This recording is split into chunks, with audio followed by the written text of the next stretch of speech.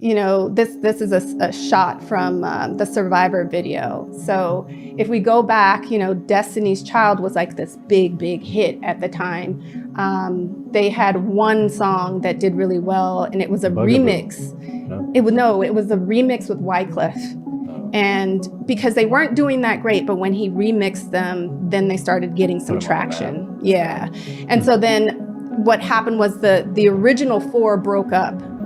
And then they had just the two, Kelly Rowland and Beyoncé. They then found two other girls, or one at the time, Michelle Williams, and they were the reformulated, you know, 2.0 Destiny's Child. Oh, yeah. And so the video was I'm a Survivor, and it spoke to the challenges of being a music artist, losing, you know, your bandmates, and then still being able to survive. And so when we got the record in the mail, it was pretty clear, you know, okay, these women they're tough, they're survivors, but how can we make it not so much about conflict between the women in the group, but more about we are, you know, we persevere. And so I came up with an idea of them being shipwrecked. And this is like the temple dance, but. So did you come up with a temple scene? So yes. So in storyboard, you sit with the storyboard artist, you give them your treatment, you sit with them and you tell them, this is my vision, this is what I want, you know, to happen here, here, and there. Because to be honest, if I saw this, I'd be like, look, this is Illuminati, they're doing some ritual sacrifice here. Right, and see, and that's the crazy thing. Trained, I know, that's what we're saying, like, and that's the crazy thing, because at this point in my life, it had nothing to do with that. It's just that they were shipwrecked, and where would they, you know, be shipwrecked at that we could have a stage, is kind of what I was thinking. This is the part that I really try to wrap my head around, because people always have this question: is everybody sitting in this room trying to like deceive you? Yeah, it's just like, what's going on here? I think the inspiration comes from many different areas, and I don't think people understand where that inspiration comes from. And it also depends too on the artist, because if they were. And at this point, I mean, this isn't Beyoncé yet. You know what I mean? This isn't who she is yet. This is in their beginning stages before they are indoctrinated into Hollywood and the Mithricism and the religion of, you know, I know she's like self-worship. Straight worshipped at this point. There's people that like have a religion around her. Well, but she also promotes her own religion, which is Yoruba Ifa.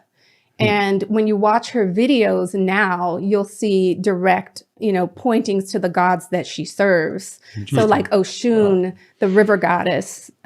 So let me ask you this. You talked about the filtration system, really basically of Hollywood, of like you compromising, right? It seems like a first sort of filter of people getting in the door is sexual in nature, right? If you'll say yes, you're kind of compromising for this. So is Beyonce someone that's just compromised in those areas to the max, and it's like the compromise gets to the level of basically you're compromising which god you're serving? Know, honestly, when I was working with her at this point, now I wasn't working intimately with her, you know, I'm more of like my creative behind the scenes. Right, creative behind the scenes. I did give her some, you know, advice during the video, during the beach scenes, which her camp wasn't too happy about, you know, like, because it was very clear they were going to make her like the star, that she would have a definite solo career.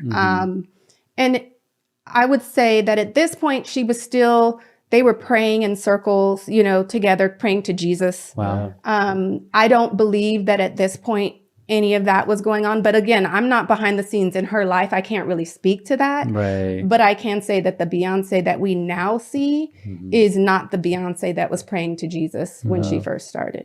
Yeah. But I think it's just a filtration system of the more that those people compromise. Yeah. It's like the people that make it and bubble to the top are like the ultimate compromisers. Oh, absolutely. You know what I mean? Yeah.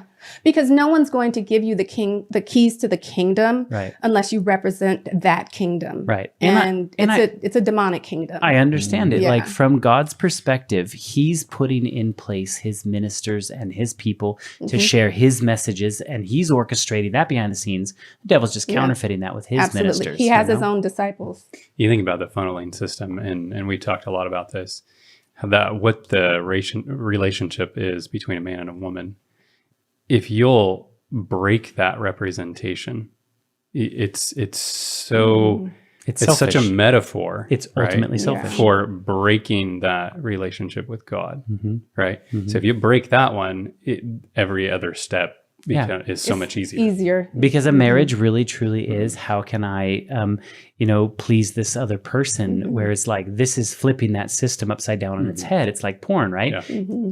I'm going to get something out of this and I don't care what happens or Right. or what the reasons are for me to do that. The more selfish you are, the more self-minded you are, the more successful you So will his be. ministers become ultimate selfishness to the point where you would let people worship you over the Exactly. God that you know of. Yes. And Satan doesn't care how he gets you. And when you look at, like, I should probably pull it up, but if you look at like Matthew chapter 7, right? The Bible always essentially, when it looks at what's going on at the end of time, it's always dividing people into two groups. Not everyone who says to me, Lord, Lord, shall enter the kingdom of heaven. Both groups are Christian. Right. Yeah. Both groups are professing the name of Christ. Both groups are saying, yeah, this is my God. That's who I'm praying to. This is, my mind is on that. And, it continues to go on. It says, but he who does the will of my Father in heaven. What's the difference between the two groups? One's doing God's will, And one's doing their not. own will. And right. and what is the will of God? That's where like somebody comes to him and goes, "What's the greatest commandment?" Right? Love God. neighbor. Yeah, love your neighbor with all you Yeah, it's in love 1 your John. neighbor as yourself, and love God with all your mind, heart, and soul. Right? Which is others focused. Right. Look at what some of these people are doing to Right. get to that position. Well, they've rewritten the Decalogue, and it's no longer about love thyself at all. Really, it's not. What they're doing isn't really love. What they're doing is just it's a distorted view of love, and it's one that says I can be God Yeah. and I can be worshipped. So they've, like you said, they've flipped it. And so will these be the people that go and say, Lord, Lord, and he says, get from me, I never knew you. Yes. But the people who, it's just really hard to be in this environment and hold fast to your Christian values. That's interesting what you just said there, because you were talking about parents who are living vicariously through their kids. Like, I wanted to be a model, so you got to be a model. Yep. Satan doesn't really manifest in front of people and have people bowing down before him, but he's getting the Living worship vicariously through these Yes. celebrities. Yes. Like when you go to a Beyonce concert, they're all lifting their hands. If I could just touch her, Well, I'd never wash her right. hand Well, and they're coming into Beyonce, like she says with Sasha Fierce, Sasha, right? yeah. And they're worshiping her, so they really are They are worshiping being- a yeah, demon. they are. But they're I believe just that too. they're just disguising it as a Yeah. person.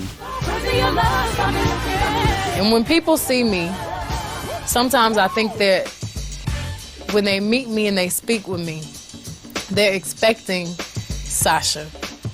And I'm really kind of shy, and not really shy, but more reserved, and nothing like Sasha.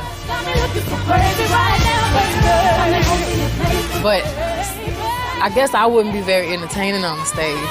So Sasha comes out and she's fearless. She can do things that I cannot do when I'm in rehearsal. I can try, but then it just doesn't happen. I can sing notes and sing strong and do all these things that when I'm just by myself, I can't do. And I remember right before I performed, I raised my hands up, and it was kind of the first time I felt something else come into me. And I knew that was gonna be my coming out night for the BET Awards. So, like, when you're getting ready to go on stage and perform, does Sasha Fierce, when does she show up? Usually when I hear the crowd, when I Yeah. put on my stilettos, when, like, the moment right before when you're nervous and that other thing kind of takes over for you. Then Sasha Fierce appears, and my posture and the way I speak and everything is different. And it's no different from anyone else. I feel like we all kind of have that thing that takes over. He doesn't care how he gets you. It's Yeah. like, if you're not worshiping God, you're worshiping Right. Satan, There's ultimately. no neutral place. Right. There's only two branches, and the branch is either you're with God or you're you're not. for Satan. Yeah. And people really believe that there's this like neutral zone, and they call that neutral zone New Age, but that's complete deception. If you like this video, like, Subscribe. and hit the notification bell so you know when we launch new videos. And drop a comment below, and we'll try to get back to you if we can. Say that again. No. No, I don't know what to say.